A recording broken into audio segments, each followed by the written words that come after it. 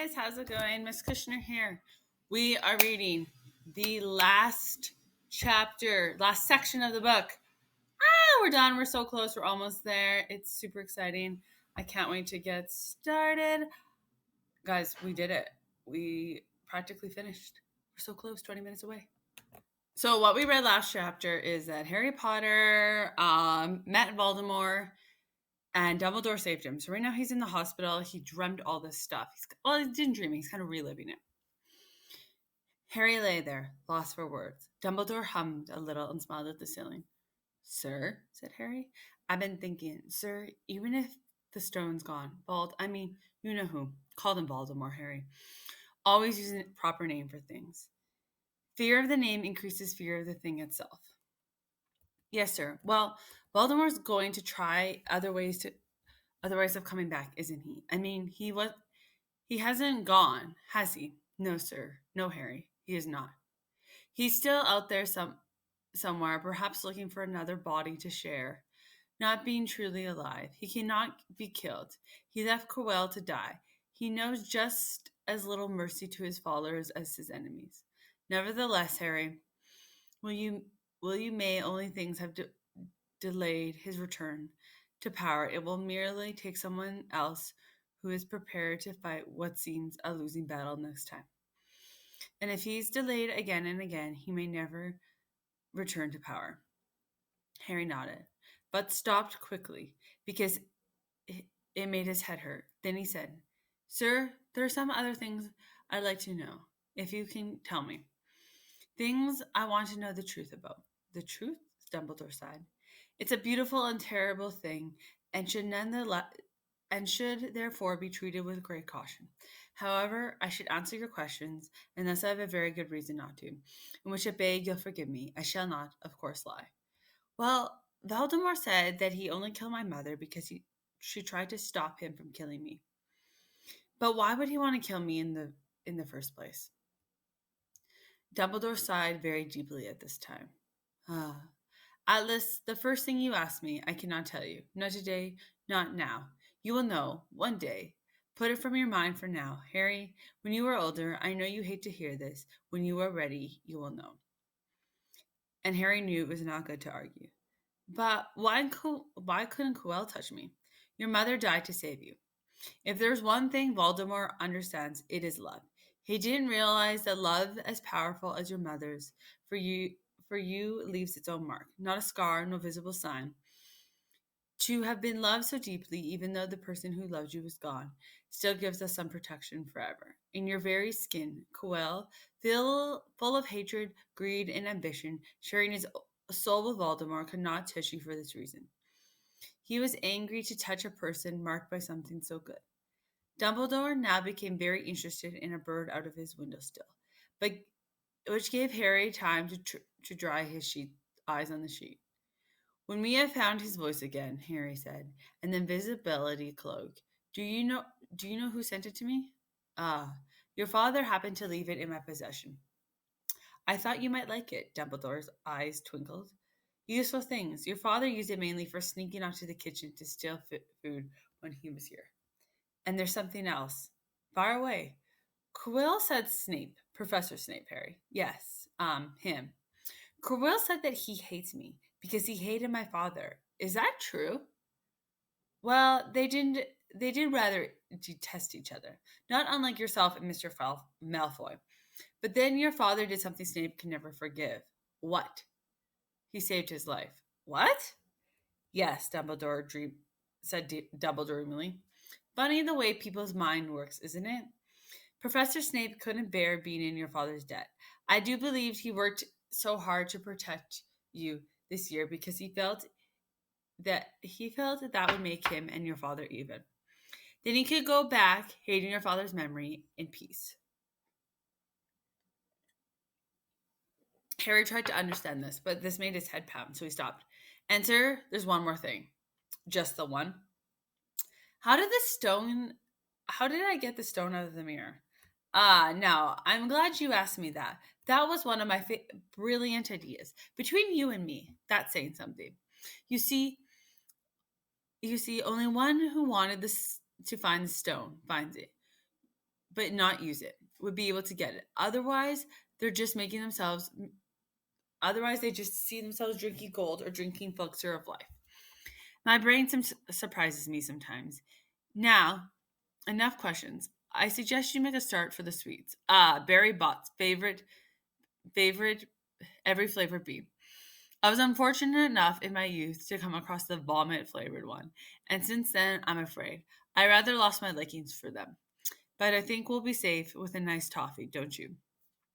He smiled and popped the golden brown bean into his mouth. Then he choked and said, Oz, earwax. Madame Palfrey, the nurse, was a nice woman but very strict. Just 5 minutes, Harry pleaded. Absolutely not. You let Professor Dumbledore in. Well, of course. That was a headmaster. Headmaster. Quite different. You need rest. I'm resting. Look, lying down and everything. Now go on, Madame Palfrey. Oh, very well, she said, but 5 minutes only. And she let Ron and Hermione in. Harry! Hermione looked ready to fling her arms around him again, but Harry was glad she held herself in, as his head was still very sore. Oh, Harry, we were sure you were going to Dumbledore was so worried. The whole school's talking about it, said Ron. What really happened? It was one of those rare occasions when the true story is even more strange and exciting than the wild rumors. Harry told them everything. Quill, the mirror, the stone, Voldemort, Ron, Hermione were a very good audience. They gasped in all the right places. And then when Harry told them what was under Quill's turban, Hermione screamed out loud. So the stone's gone? Said Ron finally. Flamel's just going to die? That's what I said, but Dumbledore thinks that, what was it? To the well-organized mind, death is but the next great adventure. I always said he was off his rocket, said Ron, looking quite impressed at how crazy his hero was. So what happened to you two? Said Harry. Well, I got back all right, said Hermione. I bought Ron around and took a while, and we were dashing up to the alley to connect Dumbledore when we met him in the entrance hall. He already knew. He just said, Harry's gone after him, hasn't he? And he started to the third floor. Don't you think he meant to do it? Said Ron. Sending you your father's cloak and everything. Well, Hermione exploded. If he did, I meant to say that's terrible. You could have been killed. No, it wasn't, said Ron thoughtfully. He's a funny man, Dumbledore. I think he sort of wanted to give me a chance. I think he knows more or less everything that goes on here, you know? I reckon he had a pretty good idea we were going to try. Instead of stopping us, he just taught us enough to help. I don't think if it was an accident, he let me find out how the mirror worked. It's almost like he thought I had the right to face Baltimore if I could. Yeah, Dumbledore's off his rockets, all right, said Ron proudly. Listen, you've got to be up for the end of the year feast tomorrow. The points are all in, and Slytherin won, of course. You missed the last Quidditch match. We were steamrolled by Ravenclaw without you. But the food will be good. At that moment, Madame Poofy busted over. You've had nearly 15 minutes. Out now, she said firmly. After a good night's sleep, Harry felt nearly back to normal. I want to go to the feast, he told Madame Pomfrey as she straightened his many candy boxes. I can't I? Professor Dumbledore says you're allowed to go, she said sniffly. As though, in her opinion, Professor Dumbledore didn't realize how risky feasts could be. And you have another visitor. Oh, good, said Harry. Who is it? Hagrid slid through the door as he spoke. As unusual when he was indoors, Hagrid looked too big to be allowed. He sat down next to Harry and took one look at him and burst into tears. It was all my ruddy fault, he sobbed, his face in his hands. I told the evil git how to get her past Fluffy. I told him. It was the only thing he didn't know. And I told him he could have died all for the dragon's egg. I'll never drink again, and I would be chucked out of matter, live as a muggle. Haggard, said Harry, shocked to see Haggard shaking with grief and remorse. Tears, great tears, leaking down into his beard. Haggard, we never found out somehow that this is Baltimore's we're talking about. He would have found out even if you hadn't told him. Yeah, you could have died, sobbed Hagrid. And don't say that name. Baltimore, Harry bowed, and Hagrid was so shocked he stopped crying. I met him. I'm calling him by his name. Please cheer up, Hagrid. He saved the stone. It's gone. He can't use it. Have a chocolate frog. I've got loads. Harry wiped up his nose on the back of his hand and said, That reminds me. I've got you a present. It's a salt sandwich, is it? Said Harry anxiously. At least Hagrid gave him a weak chuckle. Nah, Dumbledore gave me the day off yesterday to fix course. He shouldn't smacked me instead. Anyway, you got this? He seemed to be handsome, leather flavored, leather covered book. Harry opened it curiously. It was full of wizard photographs. Smiling and waving at him every page were his mother and father. Harry sent her off to look. How Owl sent off your parents' old school friends asking for photos. They didn't have any. So you like it? Harry couldn't speak, but Hagrid understood. Harry made his way down to the year of the end feast alone that night. He had been held up by Madame Poofy, fussing about, insisting on giving him one last check-on. So the great hall was already full. It was decked out in Slytherin colors of green and silver to celebrate Slytherin winning the House Cup for the 7th year in a row. A huge banner showing the Slytherin serpent covered the wall behind the high table. When Harry walked in, there was a sudden hush, and everybody started talking loudly at once. He sipped into a seat between Ron and Hermione at the Gryffindor table and tried to ignore the fact that people were standing up to look at him. Unfortunately, Dumbledore arrived moments later. The babble died away. Another year gone, Dumbledore said cheerfully, and I must trouble you with an old man wheezing waffle before we sink our teeth into our delicious feast. What a year it has been. Hopefully, our heads are up a little fuller than they were. You have the whole summer ahead of you to get them nice and empty before the full year starts. Now, as I understand, in the House Cup were needs awarding, and the points then stand thus. In fourth place, Gryffindor with 312 points. In third, Hufflepuff with 352. Ravenclaw with 426. Slytherin 472. A storm of cheering and stomping broke out from the Slytherin table. Harry could see Draco Malfoy banging his goblet on the table. What a sickening sight. Yes, yes, well done, Slytherin, said Dumbledore. However, recent events must be taken into account. The room went very still. The Slytherin smile faded a little. Said Dumbledore. I have the last minute's points to dish out. Let me see. Yes. First to Mr. Ronald Weasley. Ron went purple in the face. He looked like a radish with a sun point. The best played game of chess Hogwarts has ever seen in many years. I award Gryffindor House 50 points. Gryffindor cheered, nearly raised the bewitched ceilings. The stars overhead seemed to quiver. Percy could be heard telling the others, Perfect. My brother, my youngest brother, got past McGonagall's giant chess set. At last, there was silence again. Second, to Miss Hermione Granger for the use of cool logic in the face of fire.